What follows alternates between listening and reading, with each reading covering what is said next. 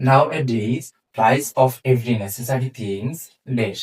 এই শূন্যস্থানের জন্য ৪টা অপশন দেওয়া আছে। ৪টা অপশনেই দেখুন প্রেজেন্ট কন্টিনিউয়াস টেন্স ইউজ করা হয়েছে।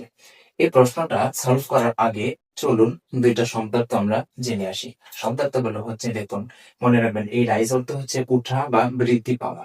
আর এই রাইজ অর্থ হচ্ছে অন্য কাউকে উঠানো বা অন্য কাউকে বড় করা বা অন্য কাউকে বৃদ্ধি করা। সর্বদাই মনে রাখবেন যদি এ থাকে তাহলে অন্য কাউকে উঠানো, আর যদি আই থাকে, শুধু আই থাকে, তাহলে নিজে নিজে উঠা বা নিজে নিজে বৃদ্ধি পাওয়া। তাহলে চলুন আমরা প্রশ্নটা সলভ করি।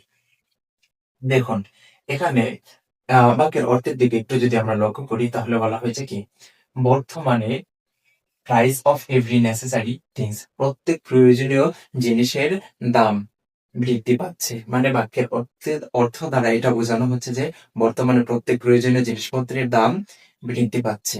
তাহলে এখানে দেখুন একটা বিষয় দেখুন, আমরা কিন্তু বলি নাই প্রত্যেক প্রয়োজনীয় জিনিসের দাম বাড়াচ্ছে। আমরা বলতেছি কি সে বৃদ্ধি পাচ্ছে, দামটা নিজে নিজে বৃদ্ধি পাচ্ছে। তাহলে আমরা এই যে একটু আগে আমরা দেখে আসছিলাম, রাইজ মানে নিজে নিজে উঠা বা বৃদ্ধি পাওয়া, আর এই রাইজ মানে অন্য কাউকে উঠানো বা বৃদ্ধি পাওয়া। তাহলে এই রাইজটা আমরা ইউজ করবো না, এই বাক্যে আমরা এই RISE এই রাইজটা ব্যবহার করব।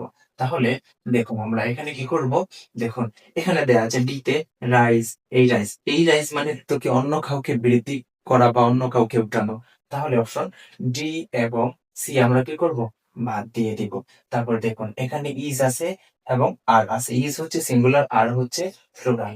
তাহলে এখানে আমরা যদি লক্ষ্য করি সিঙ্গুলার, দেখুন এখানে অনেকে ভাবতে পারেন থিংস এটা ফ্লোরাল, তাহলে আমরা আর রাইজিং ইউজ করে ফেলবো খুব সহজে। আচ্ছা, ইউজ করার আগে একটা কথা দেখুন, আপনি সর্বদাই মনে রাখবেন একটু অর্থের দিকে তাকান তো লক্ষ্য করুন, মূল শব্দটা কি, প্রত্যেক প্রয়োজনীয় জিনিস কি বৃদ্ধি পাচ্ছে নাকি জিনিসটার দাম বৃদ্ধি পাচ্ছে? দাম বৃদ্ধি পাচ্ছে। আর এই দামটা হচ্ছে প্রাইস, প্রাইসটা হচ্ছে সিঙ্গুলার। তাহলে আমরা ইজ রাইজিং ব্যবহার করব।